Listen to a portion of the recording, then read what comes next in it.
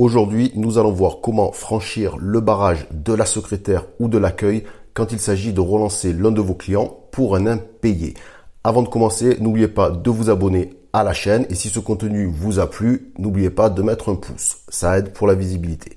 Alors, on va rentrer dans le vif du sujet. Donc, vous en avez forcément fait l'expérience si vous êtes ici ou vos collaborateurs. Quand on appelle un client par téléphone parce qu'il a oublié de payer, parce qu'il ne veut pas payer, peu importe, en tout cas on n'a pas l'info à ce moment précis, donc on lui téléphone. Si on a le téléphone direct, le perso, le portable, ok, pas de souci, mais la plupart du temps, malheureusement, on a juste le numéro du standard de l'entreprise qui nous doit notre argent.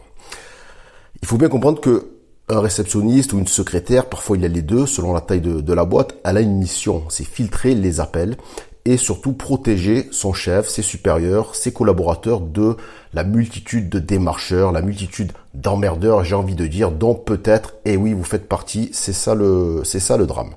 En effet, il faut savoir que certains dirigeants et même des chefs comptables aussi, et même des comptables tout court, et notamment ceux, évidemment, on s'en doutait, qui ont l'habitude de ne pas payer leurs fournisseurs dans les délais impartis, eh bien, ils donnent souvent pour consigne aux secrétaires, à la personne à l'accueil de ne pas leur transmettre certains types d'appels. Et parmi ces types d'appels, il y a le vôtre, celui du créancier. Et oui, vous êtes un indésirable. Donc, si vous avez déjà relancé vos clients en retard de paiement, j'imagine que vous avez déjà eu ce genre d'accueil de la part de la réception. Désolé, Monsieur Dubois est en réunion, il ne prend pas les appels aujourd'hui.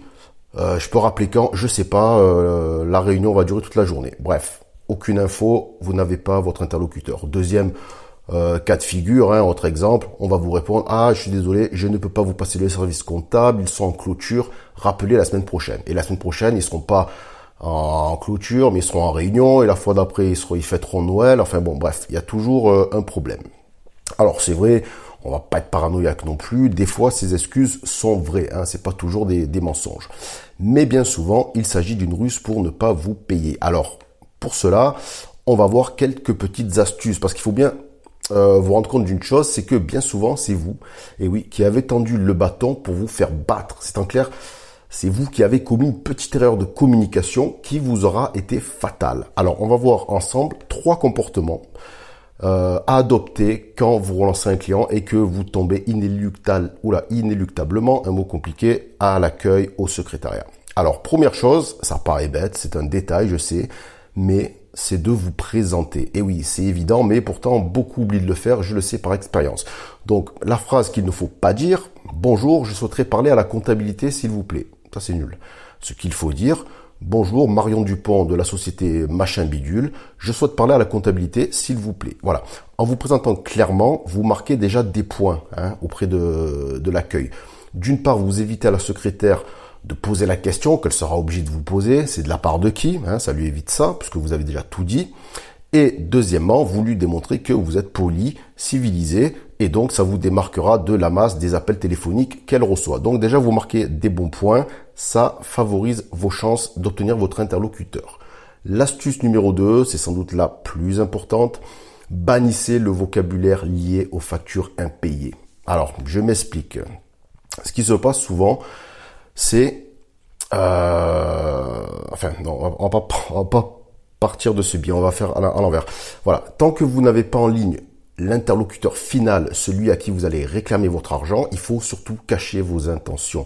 Ne dites jamais à une secrétaire ou à un réceptionniste que vous appelez pour réclamer de l'argent. C'est le meilleur moyen de vous faire envoyer chier. Bon, voilà, je vais pas le dire, mais je le dis, c'est pas grave, vous avez compris, ça sert à rien de tourner autour du pot.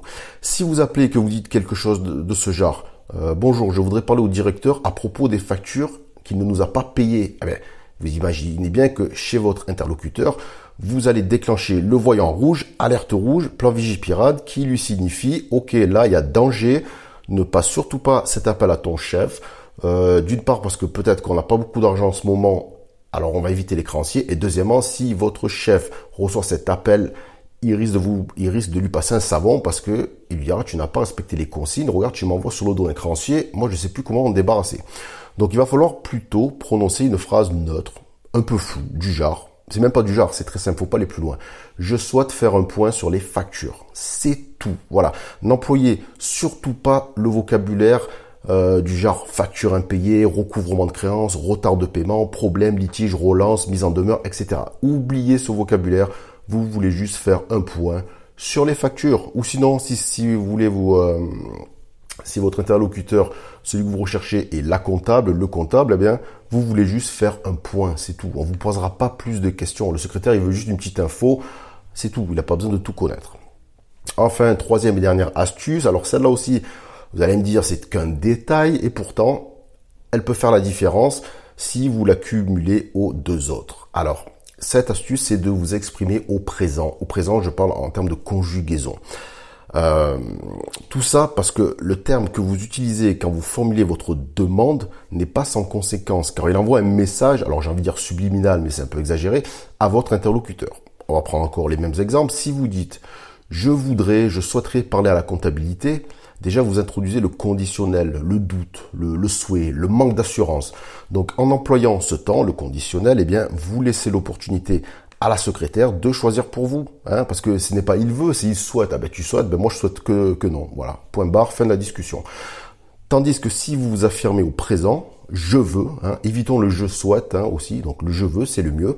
Vous vous affirmez et vous réduisez son champ d'action. En clair, vous ne lui laissez pas le choix, vous ne demandez pas la permission, vous exigez. C'est tout. Donc combinez ces trois astuces, qui une à une ne payent pas de mine, je vous l'accorde, mais faites-moi confiance sur le long terme, sur la masse des appels, en cumulant ces trois détails. Je le rappelle, 1, on parle au présent, on oublie le je souhaite. 2, on bannit tout le vocabulaire négatif qui se rapporte aux impayés. Et 3, on se présente poliment, cordialement, nom, prénom, société, etc. Voilà. Donc ça, c'est un point central de la relance client que je développe dans ma formation en ligne, le recouvrement de créances pour les nuls. Si vous voulez en savoir plus, si vous avez besoin d'apprendre les bases du recouvrement de créances, et je pense que c'est le cas si vous êtes tombé sur ce podcast, vous en avez marre que vos clients ne vous payent pas, vous ne savez pas quoi faire, eh bien cette formation s'adresse à vous. Elle s'adresse un peu aux novices, aux gens qui n'ont pas trop de connaissances dans le domaine, qui n'ont pas trop le temps non plus de se former.